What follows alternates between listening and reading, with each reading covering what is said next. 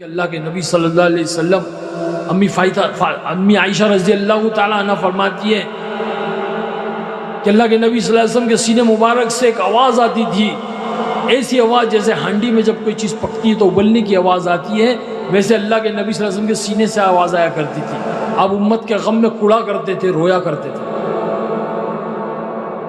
تو وہ ساتھی رو رہے ہیں، تو میں نے کہا بھائی آج کے زمانے میں باپ اپنے بیٹے کے لیے نہیں روتا ہے، ماں اپنی اولاد کے لیے نہیں روتی، کوئی روتا نہیں، سوتے اس وقت میں لوگ گھراٹے مار کے سوتے، یہ کیوں رو رہے ہیں؟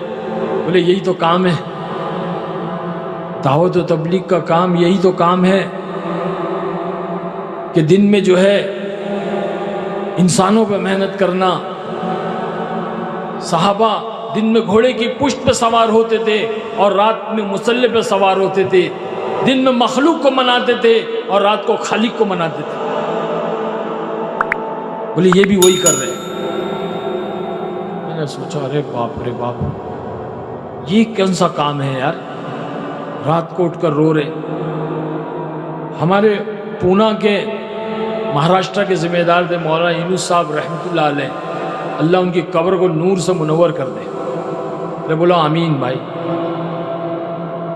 بہت قربانی دی انہوں نے، پورے مہاراشٹر کو، پورے کوکن پٹے پہ محنت کری، یہاں بھی آئے ہوئیں گے اس زمانے میں۔ وہ اکثر کہتے تھے کہاں ملیں گے ایسے نوکر، کہاں ملیں گے ایسے غلام، کہاں ملیں گے ایسے خادم جو اپنا لگاتے ہیں، اپنا کھپاتے ہیں اور پھر راتوں کو اٹھ کر روتے اور کہتے اللہ معاف کر دے، معاف کر دے، جیسا کرنا تھا ویسے نہیں کیا۔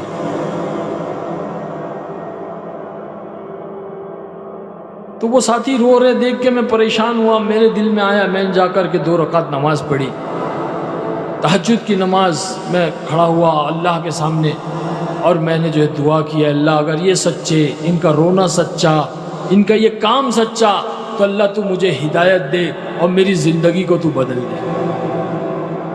بس کہتے ہیں نا، دل سے نکلے جو آہ اثر رکھتی ہے، دل سے نکلے جو آہ اثر رکھتی ہے، پر نہیں طاقت پرواز مگر رکھتی ہے۔ بس پھر کیا تھا، میں نے اتنا الفاظ کہے اور جا کر کے میں سو گیا۔ اللہ نے وہ نیند عطا فرمائی، وہ سکون کی نیند عطا فرمائی جس کی تلاش میں ساری زندگی رہا۔ فلمی دنیا کی زندگی میں نیند کی تلاش میں نہ جانے کون سے نشوں میں مبتلا ہو گیا تھا کہ مجھے سکون کی نیند آ جائے، لیکن اصل وہ مسئلہ نیند کا نہیں تھا، وہ اصل مسئلہ دل کے اندر جو جلن اور حسد، دل کے اندر جو لالچ، مسئلہ وہ تھا، وہ بے چینی اور پریشانی تھی، وہ دنیا کی ہوس اور لالچ تھی، وہ چیزوں کا اور دنیا کا حاصل کرنا تھا جس کی وجہ سے میں بے چین اور پریشان تھا۔ اللہ نے اس رات کو میرے دل کو وہ سکون عطا فرمایا کہ میں سکون کی نیند سو گیا۔ صبح اٹھا، اذان کی آواز آ رہی ہے، اذان ہو رہی ہے، ایسا لگا جیسے دنیا بدل گئی۔ بس اس کے بعد فجر کی نماز ادا کی، بیان سنا اور اپنے آپ کو میں نے پیش کیا۔ میں 3 دن کے لیے اللہ کے راستے میں جانے کے لیے تیار ہوں۔ ساتھی سب خوش ہو گئے، مجھے 3 دن اللہ کے راستے میں لے گئے، بس وہاں سے زندگی کا رخ بدلنا شروع ہوا۔ اور اس سے پہلے جو واقعہ ہوا میں اکثر اپنے بیان میں بتاتا ہوں، آپ لوگوں کو بھی بتا دوں، آج کل ویڈیو بہت وائرل ہو رہا ہے۔ یہ انگلینڈ کی جو جماعت آئی تھی، اس جماعت کے آنے سے پہلے ایک امیر صاحب نے مجھ سے ملاقات کی فجر کی نماز کے بعد، جب میں شوٹنگ پر جا رہا تھا۔ بزرگ آدمی تھے، سفید داڑھی، سفید لباس، میلے کچیلے، اللہ کے راستے میں کپڑے گرد آلود ہو جاتے ہیں۔ وہ میرے انتظار میں میری گاڑی کے پاس کھڑے ہوئے تھے۔ میں نے جب ان کو دیکھا، انہوں نے مجھے سلام کیا، میں نے جواب دیا۔ میں سمجھا کوئی ساحل ہے، فقیر ہے، میں نے ان کو پیسے دینے کے لیے اپنے جیب میں ہاتھ ڈالا تو کہنے لگے نہ، مجھے ایک سوال کرنا ہے۔ میں نے کہا پوچھیے کیا بات ہے؟ کہا یہ بتاؤ مرنا ہے کہ نہیں مرنا ہے؟ میرا دت تیری کی، یہ کون ہے بھائی صبح صبح؟ ملک الموت تو نہیں ہے یہ، کیا صبح صبح موت کی بات کر رہا ہے، مرنا ہے کہ نہیں مرنا؟ آدمی کام دھندے پہ جا رہا ہے، شوٹنگ پہ جا رہا ہے اور یہ بول رہا ہے مرنا ہے کہ نہیں۔ بڑا غصہ ہے، بولا چچا آپ کو پہلے مرنا ہے، بعد میں مجھے مرنا ہے۔ تو ہنسنے لگے، ہاں پہلے مجھے مرنا ہے، بعد میں آپ کو مرنا ہے، یہ بتاؤ قبر کے اندر گاڑی جائے گی کہ داڑھی جائے گی؟ دوسرا سوال کیا پوچھا؟ قبر کے اندر گاڑی جائے گی داڑھی جائے گی؟ غصہ تو تھا۔ میں نے کہا چچا آپ کا دماغ خراب ہو گیا ہے، قبر کے اندر گاڑی کیسے جائے گی؟ قبر کے اندر تو داڑھی جائے گی۔ تو کہنے لگے ہاں قبر کے اندر گاڑی نہیں جائے گی، قبر کے اندر تو داڑھی جائے گی۔ تو گاڑی والی زندگی کے لیے وقت ضائع کیوں کرتے ہو؟ داڑھی والی زندگی کیوں نہیں اختیار کرتے؟ داڑھی والی زندگی تو جناب رسول اللہ صلی اللہ علیہ وسلم کی زندگی۔ بس یہ کہا، سلام کر کے چلے گئے۔ میں دیکھتا رہا اس دیوانے کو، اس اللہ والے کو، میں سوچتا رہا یہ کیا کہہ کر چلا گیا کہ قبر کے اندر جو گاڑی نہیں جائے گی، قبر کے اندر داڑھی جائے گی، اور داڑھی والی زندگی تو رسول اللہ صلی اللہ علیہ وسلم کی زندگی۔ بس بزرگوں دوستو، وہ داڑھی والی زندگی کی تلاش میں لگ گیا، اور اس تلاش کو لے کر آج یہاں تک پہنچ گیا ہوں۔ اب اس امید میں ہوں کہ عنقریب اللہ پاک اس داڑھی کو قبر میں لے کر جائے گا۔ یہ بہت بڑی سنت ہے، سارے نبیوں کی سنت ہے۔ ہمارے بمبئی کے اندر ایک نوجوان، بہت پیسے والا، بہت مالدار، روزانہ نئے نئے لباس، نئے نئے پرفیوم، نئی نئی گھڑیاں، نئے نئے موبائل، شوق تھا، پیسے والا تھا، ایک لوتا تھا۔ اللہ والوں کی نظر پڑ گئی، ملاقات کی، محنت کی، تشکیل ہو گئی 4 مہینے کی، بندہ تیار ہو گیا 4 مہینے کا، نکل گیا اللہ کے راستے میں 4 مہینے۔ 4 مہینے آدمی جائے اور زندگی نہ بدلے، بہت مشکل ہے بات۔ اللہ کا وعدہ ہے، جو اللہ کی طرف ایک بالش بڑھے گا نا تو اللہ کہتا ہے میں 2 بالش بڑھوں گا، جو 1 ہاتھ بڑھے گا اللہ کہتا ہے میں 2 ہاتھ بڑھوں گا، جو چل کر آئے گا تو اللہ کہتا ہے میں دوڑ کر آؤں گا۔ 4 مہینے چلا گیا بندہ، زندگی کا رخ بدل گیا، چہرہ مہرہ لباس سب سنت پر آ گیا، امامہ باندھنے لگ گیا۔ 4 مہینے مکمل کر کے اپنے گھر پہ آیا، بنگلہ شاندار بنگلہ ہے، اندر گیا تو اس کی دادی بیٹھی ہوئی تھی، پرانے زمانے کی میم، لالی پاؤڈر لگانے والی۔ اس نے دیکھا یہ مولوی صاحب کون آ رہا ہے، جب قریب آیا تو پہچان لیا کہ پتا ہے۔ اب بڑھیا غصہ ہو گئی، کھراہٹ ہو گئی، ارے یہ کیا حلیہ بنا لیا، یہ کس کا حلیہ اختیار کر لیا؟ میں تیری شادی کے انتظار میں بیٹھی ہوں، تجھے لڑکی کون دے گا اس حال میں، اس حلیے کے اندر تجھے بیٹی کون دے گا؟ یہ کس کا حلیہ بنا لیا، کس کا حلیہ اختیار کر لیا؟ اب بڑھیا ڈانٹ رہی ہے بچے کو، نوجوان سر جھکا کر سن رہا ہے، ادب احترام سیکھ کر آیا تھا 4 مہینے میں، بڑے چھوٹوں کا ادب یہ اللہ کے راستے میں سیکھ کر آیا تھا۔ سر اٹھا کر کے کہا دادی اماں، میں نے جن کا حلیہ اختیار کیا ہے نا، میں نے جن کا حلیہ اختیار کیا ہے نا، اللہ نے ان کو 11 بیویاں دیا تھا، کیا مجھے 1 نہیں دے گا؟ بات سمجھ میں آ رہی ہے بھائی؟ آج کا نوجوان سمجھتا ہے کہ بھائی میں اگر سنت طریقے پر آ جاؤں، میں چہرہ مورا لباس سنت پر رکھ لوں، مجھے ملا مولوی نہیں بننا ہے۔ میرے بھائی ایکسکیوز می، یہ ملا مولویوں کا طریقہ نہیں ہے، یہ ملا مولوی بھی اللہ کے نبی کی اور صحابہ کی جو نقل کر رہے ہیں، اور یہ طریقہ اور یہ حلیہ اور یہ اسٹائل اللہ کے نبی کا اسٹائل ہے۔ آج ہم دنیا کے ستاروں کی اسٹائل کر رہے ہیں نا، یہ اپنے اسٹائل پر خود مطمئن نہیں ہے، کبھی بیل بٹم پہنتے ہیں تو کبھی نیرو پینٹ پہنتے ہیں، کبھی بیگی بلون پہنتے ہیں تو کبھی جو ہے وہ چڈی پہنتے ہیں، کبھی کیا وہ آج تک مطمئن نہیں ہوا اپنے لباس پر، اپنے طریقے پر۔ اور ہمارے نبی نے جو ہم کو اسٹائل اور طریقہ بتایا نا، 1400 سال 1500 سال ہو گئے، آج بھی وہی ہے اور قیامت تک بھی وہی رہے گا۔ اپنی امت کو اللہ کے نبی نے مطمئن کر دیا۔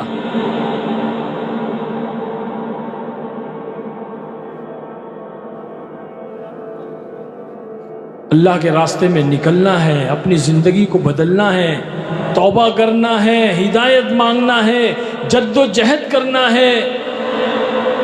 یہ ہے اصل زندگی کا مقصد. میری زندگی کا مقصد تیرے دین کی سرفرازی، میں اسی لیے مسلمان، میں اسی لیے نمازی. ہیلو ذمہ داران والنٹیئر ذرا دیکھیں ادھر ہلا ہلا ہو رہا ہے کہ کہیں کچھ گڑبڑ تو نہیں ہو رہی ہے. والنٹیئر ذمہ داران اپنے اپنے ذمہ داری صحیح طریقے سے نبھائے. کہیں کوئی گڑبڑ ہو رہی ہے کیا وہ تھوڑا دیکھیں. لوگوں کو چہل پہل دیکھی جا رہی ہے. روڈ کے طرف کہیں کچھ گڑبڑ ہو رہی ہے کیا دیکھیں. روڈ میں جو والنٹیئر ہے باقی لوگ یہاں بیٹھے رہیں. والنٹیئر اپنا کام کو صحیح طریقے سے انجام دے. ٹھیک ہے بیٹھ جاؤ بھائی، بیٹھ جاؤ بھائی، اللہ والوں بیٹھ جاؤ. ہو گیا بس، زیادہ نہیں، میں بھی تھک گیا ہوں، گرم ہو رہا ہے، مجھے پسینے چھوٹ رہے ہیں.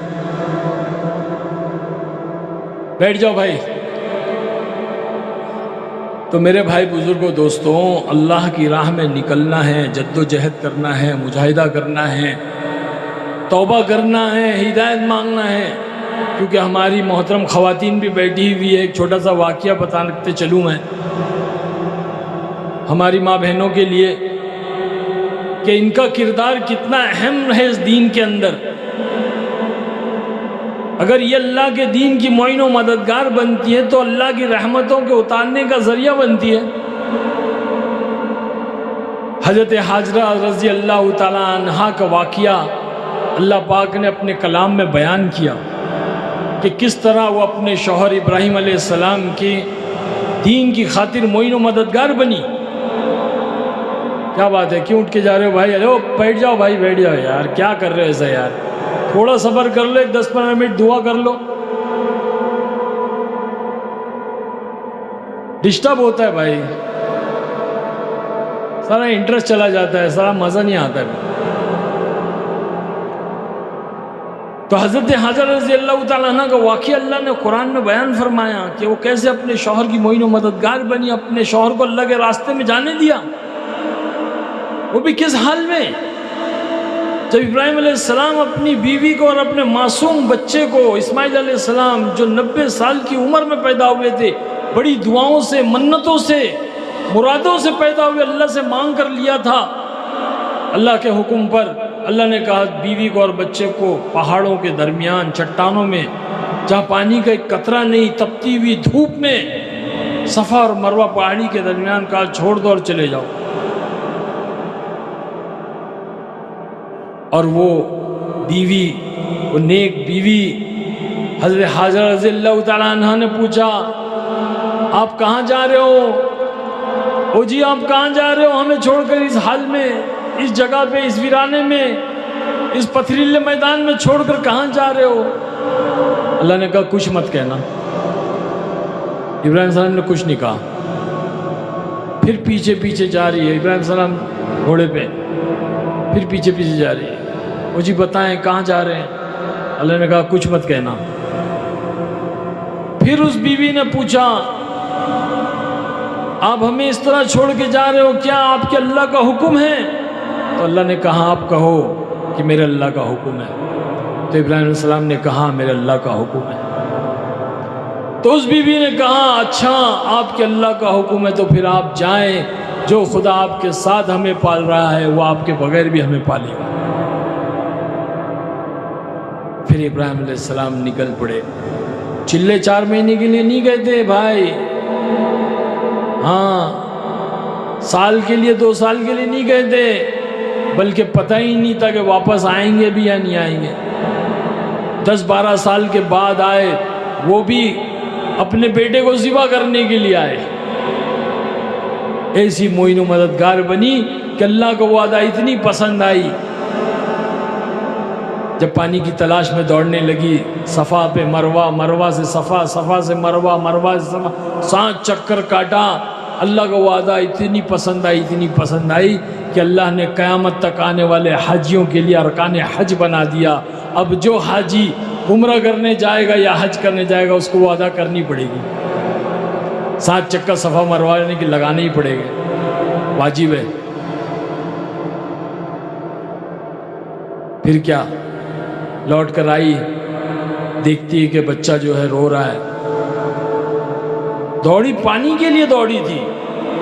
اسماعیل السلام کو پانی کی جب پیاس لگی اور خود کو بھی پانی کی پیاس لگی تو بھاگی پانی کی تلاش میں. 7 چکر کاٹنے کے بعد جب بچے کے پاس لوٹی تو کیا دیکھتی ہے کہ ابراہیم علیہ السلام اپنی ایڑیاں زمین پر رگڑ رہے ہیں اور وہاں سے ایک پانی کا چشمہ نکل رہا ہے، صاف شفاف پانی. دیکھ کر کہنے لگی زمزم زمزم ٹھہر جا ٹھہر جا. کہاں سے ٹھہرتا، وہ تو اللہ نے قیامت تک کے لیے جاری کر دیا. ایسا بابرکت پانی کہ بندہ جس نیت سے پیے گا، جس ارادے سے پیے گا، اللہ پاک اس کی وہ تمنا اور مراد کو پورا کرے گا. وہ پانی ایسا کہ جس پانی سے اللہ کے نبی صلی اللہ علیہ وسلم کے قلوب کو، دل کو غسل دیا گیا. جبرائیل علیہ السلام جب آ کر آسمانوں سے اللہ کے نبی صلی اللہ علیہ وسلم کا سینہ چاک کیا، آپ کے دل مبارک کو نکالا، تو سارے انسٹرومنٹ، سارے اوزار اللہ نے جنت سے لائے تھے. تھال آئی تھی، وہ تھال کے اندر سارے انسٹرومنٹ تھے، سارے اوزار تھے. سینے کو چاک کیا، دل کو نکالا، لیکن دل کو دھونے کے لیے پانی اللہ جبرائیل علیہ السلام جنت سے نہیں لائے تھے، پانی زمزم کا لیا تھا. اس لیے علماء اکرام کہتے ہیں کہ یہ بہت معتبر پانی، جنت کے پانی سے بھی بہتر پانی ہے. یہ کیوں آیا؟ ایک عورت کی قربانی پر دیا اللہ نے. اس عورت کی قربانی پر اللہ نے اتنی بڑی رحمت کا فیصلہ کیا. اس پانی کے ذریعے سے اللہ نے اس ویران بیابان صحرا کو اللہ نے دنیا کا سب سے بہترین ملک، سب سے بہترین شہر بنایا. تو وہ عورت اللہ کے دین کی معین و مددگار بنی تو اللہ کی رحمتوں کے، برکتوں کے اتارنے کا ذریعہ بنی.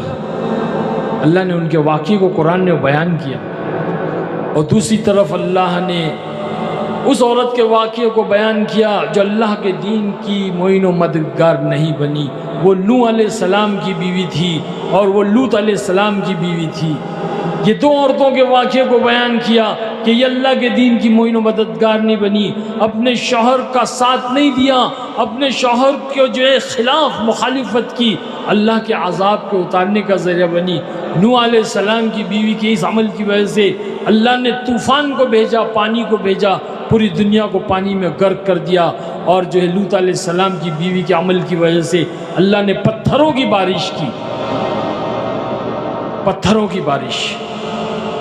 تو میرے دوستو، یہ عورت بہت اہم چیز ہے. ہماری ماں بہنیں بہت اہم ہیں اللہ کے دین کے لیے.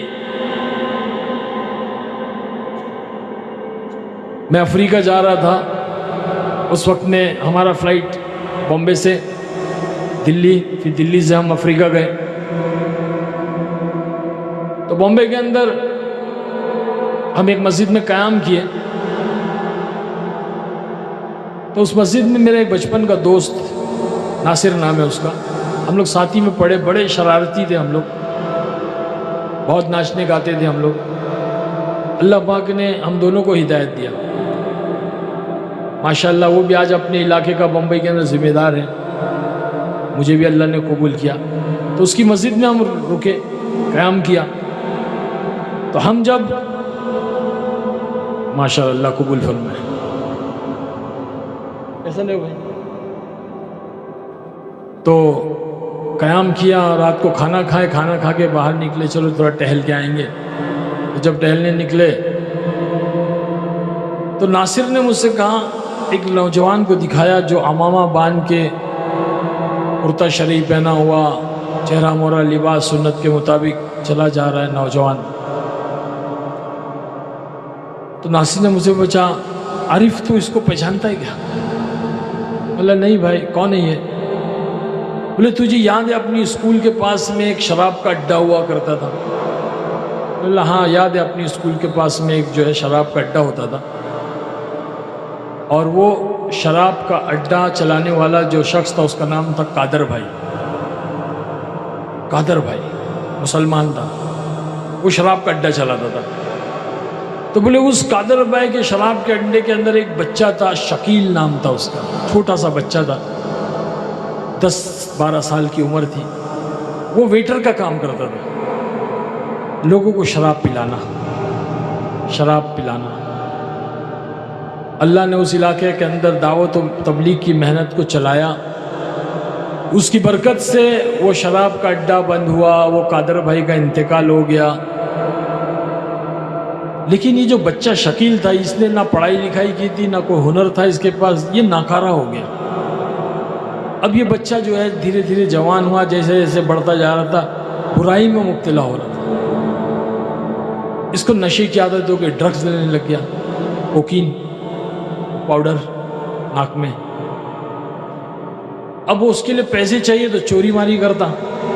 اس درمیان میں اس کی شادی ہو گئی تھی مہاراشٹر کے کسی ایک علاقے میں، اور جس لڑکی سے جس بچی کے اس سے شادی ہوئی، وہ بچی دعوت و تبلیغ کی محنت میں لگی ہوئی بچی تھی۔ اجتماعات میں جاتی تھی، مستورات کے اجتماعات اٹینڈ کرتی تھی، تعلیم کرتی تھی۔ لیکن اس بچی کو نہیں معلوم کہ میرا شوہر بمبئی کے اندر جو ہے وہ نشے کر کے چوریاں کرتا ہے، یہ کرتا ہے، اس کو نہیں معلوم تھا۔ یہ چوریاں کرتا، نشہ کرتا، اور کہیں بھی جو ہے گندی جگہ پہ گھٹر پٹر میں پڑا ہوا رہتا۔ کسی نے اس کو بتایا اس بچی کو کہ تیرے شوہر کا بمبئی میں یہ حال ہے، تو یہ بچی آئی، آ کر کے وہ جو ہے اپنے شوہر کو لے کر لڑکے کو گاؤں چلے گئی۔ ایک عرصہ گزر گیا، سال 2 سال ہو گیا۔ ناصر کہتا ہے کہ میں اپنے گھر میں بیٹھا ہوا تھا، میرے گھر میں کسی نے بیل بجایا، میں جا کے دروازہ کھولا تو میں دیکھتا ہوں ایک نوجوان، چہرہ موہرا، لباس، سر پہ عمامہ، میرے سامنے کھڑا ہوا ہے۔ اس نے مجھ سے پوچھا، سلام کیا، میں نے جواب دیا۔ مجھ سے پوچھا، ناصر بھائی مجھے پہچانا؟ ناصر نے کہا نہیں میں نے نہیں پہچانا، کون ہو آپ؟ بولے ناصر بھائی میں شکیل، اللہ نے مجھے 4 مہینے لگوا دیے، اللہ نے میرے 4 مہینے لگوا دیے، اللہ نے میرے 4 مہینے لگوا دیے۔ ناصر کہتا ہے میری آنکھوں سے آنسو بہنے لگ گئے، میں نے اس کو سینے سے لگا لیا۔ بولے یہ نوجوان جو جا رہا ہے وہی بچہ ہے۔ میں نے سبحان اللہ کہا، یا اللہ تیری شان، کب کس کو قبول کر لے، کس کی زندگیوں کو بدل دے۔ آج یہ دعوت و تبلیغ کی محنت سے دیکھو، کہنے کا مطلب یہ ہے کہ وہ بچی کی زندگی میں دین تھا، وہ دعوت کی محنت میں لگی تھی، تو اس نے ہمت نہیں ہاری، اس نے اپنے شوہر کو اللہ کے راستے میں بھیج کر کے اس کی زندگی کو بدلا۔ اگر وہ لڑکی کی زندگی میں دین نہیں ہوتا، دعوت کی مبارک محنت نہیں ہوتی، تو وہ لڑکی اس سے جو ہے طلاق لے لیتی، کھلا لے لیتی، برباد ہو جاتی دونوں کی زندگیاں۔ لیکن اس لڑکی نے جو اللہ سے دعا کی، اللہ سے مانگی، محنت کی اپنے شوہر پر۔ یہ واقعہ بتانے کا مطلب یہ ہے کہ یہ کوئی قصہ کہانی نہیں ہے، حقیقت بات ہے۔ ہماری ماں بہنیں جو یہاں موجود ہے، جو سن رہی ہے بات کو، وہ نیتیں ارادے کریں کہ ہم بھی اپنے گھر کے مردوں کو، اپنے بیٹے کو، اپنے شوہر کو، اپنے بھائی کو، اپنے باپ کو اللہ کی راہ میں بھیج کے ان کی زندگیوں کو بدلیں گے۔ دین شوہر کے ذریعے سے، مرد کے ذریعے سے دہلیز تک آتا ہے، اور دہلیز کے اندر جو دین آتا ہے وہ عورت کی ذریعے سے آتا ہے۔ یہ عورتوں کی گود جو ہے ہمارے بچوں کے لیے مدرسہ ہے، سب سے پہلا مدرسہ ہے۔ اگر ہماری بچیوں کی زندگیوں کے اندر دین ہوگا تو ہماری نسلوں کے اندر دین آئے گا، ہماری اولادیں، ہماری نسلیں دیندار بنے گی، دین زندگیوں میں آئے گا، اللہ راضی ہوگا، اللہ راضی ہوگا تو اللہ اپنی رحمتوں کا نزول کرے گا، ساری پریشانیاں دور ہو جائے گی، آفتیں، بلائیں، مصیبتیں اللہ سب دور کر دے گا۔ اللہ صرف چاہتا ہے کہ میرا بندہ تیری زندگی کے اندر دین آ جائے، اور وہی دین آج ہماری زندگیوں سے دھکے کھا رہا ہے۔ ہمارے زندگیوں سے، ہمارے گھروں سے، ہمارے کاروبار سے، ہمارے شادی بیاہوں سے، ہر شعبے سے یہ دین دھکے کھا رہا ہے۔ اللہ کا دین کو ہم دھکا ماریں گے، اللہ ہم کو گلے لگائے گا؟ یہ ہو نہیں سکتا ہے، یہ ناممکن بات ہے۔ ہم اللہ کے دین کو گلے لگائیں گے، اللہ ہمیں گلے لگائے گا۔ اسی لیے میرے دوستو، اس مجمع میں ہر ایک بندہ یہ نیت کرے، یہ ارادہ کرے کہ ہم اپنی زندگی کے اندر دین کو لائیں گے بھائی انشاءاللہ۔ دیکھو میں آج یہاں بیٹھا ہوں نا، یہ میں میری مرضی سے نہیں، اللہ نے مجھے بھیجا ہے۔ کل قیامت میں کوئی یہ نہیں کہہ سکے گا اے اللہ ہمیں کوئی سمجھانے والا نہیں آیا تھا، ہمیں کوئی بتلانے والا نہیں آیا تھا۔ آج اللہ دنیا سے لوگوں کو بھیج رہا ہے، بڑے بڑے بادشاہ بھی آ رہے ہیں، بڑے فقیر بھی آ رہے ہیں، سب آ رہے ہیں، ڈاکٹر بھی آ رہے ہیں، انجینئر بھی آ رہے ہیں، آئی ایس آفیسر بھی آ رہے ہیں، آئی پی ایس آفیسر بھی آ رہے ہیں۔ ہمارا جو یو پی میں وقت لگ رہا تھا نیا، پہلا 4 مہینہ تھا، ایک اے سی پی کی ہم نے تشکیل کی 3 دن کے لیے. اے سی پی صاحب تھے پٹھان، 7 فٹ کی ہائٹ، گورے لال. ہمارے کہنے پہ 3 دن ہماری جماعت کے ساتھ جڑ گئے. گشت ہونے لگا، امیر صاحب نے ان کو جو ہے متکلم بنا کر کے بھیج دیا. میں امیر، وہ متکلم اور ایک رہبر، چھوٹی سی جماعت 4-5 لوگوں کی گشت کر رہے ہیں. پان والے کے پاس گئے. پان والا پان بنا رہا ہے، بہت بھیڑ لگی ہوئی تھی اس کے پاس، پان بنا رہا ہے.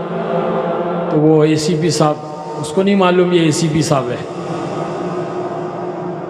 اے سی پی صاحب، بھائی تھوڑی سی بات سن لو. ہاں بولو. پان لگاتے ہاں بولو سن رہا ہوں. ارے بھائی تھوڑی سی بات، اللہ رسول کے، اللہ کے گھر سے، مسجد سے آئے ہیں، تھوڑی بات سن. ارے بھائی بولو نا، میں سن رہا ہوں نا، ادھر کام کر رہا ہوں، آپ کو دکھتا نہیں کیا؟ کون بول رہا ہے؟ پان والا. کس کو بول رہا ہے؟ اے سی پی کو بول رہا ہے. اب وہ اے سی پی نے پھر تھوڑی دیر کے بعد بولا، بھائی ذرا بات سن لو بھائی. ارے بھائی بولنا ہے تو بولو، میں تو جاؤں یہاں سے، اپنا کام کرو، مجھے اپنا کام کرنے دو. خالی آ جاتے بولے ٹائم کا، آپ لوگوں کام دھندہ تو ہے ہی نہیں. تم جھڑک دیا اس کو. کس کو جھڑک دیا؟ اے سی پی صاحب کو. اب میں دیکھ رہا ہوں باپ، اس نے جو ہے یہ پان والے نے اے سی پی صاحب کو ایسا جھڑک دیا، اب تو گیا یہ، اس کی تو واٹ لگ گئی. اب یہ اے سی پی صاحب کا چہرہ ایک دم لال، غصے میں. میں بولا اب گیا پان والا، اس کی تو شامت آ گئی. پھر اچانک دیکھتا ہوں تو اے سی پی صاحب کی آنکھوں میں آنسو. اے سی پی صاحب رو رہے. اور پان والے نے دیکھا اتنا اونچا تگڑا گوڑا چٹا پٹھان آدمی رو رہا ہے یار، تو اس نے پان وان سب چھوڑا. بولا بھائی چلو میں چلتا ہوں تمہارے ساتھ میں. وہ ان کا رونا دیکھ کر کے پان والا مسجد میں آ گیا. مسجد میں آیا، نماز پڑھا، مغرب کی نماز کے بعد میں بیان ہوا. بیان کے بعد میں اس نے جو ہے نا 3 دن میں اللہ کے راستے میں جانے تیار ہوں بول کے پان والے نے نام لکھا ہے. دعا ہوئی، چلا گیا پان والا. ایسے بیٹھے ساتھی اے سی پی صاحب بھی بیٹھے ہوئے. میں نے بولا اے سی پی صاحب ایک بات بتائیے، آپ کو جب وہ پان والے نے جھڑک دیا تو میں نے دیکھا کہ آپ کا چہرہ ایک دم لال ہو گیا، آپ غصے میں آ گئے. میں نے تو سوچا کہ آپ ابھی اس کو یہاں ٹھوک ڈالو.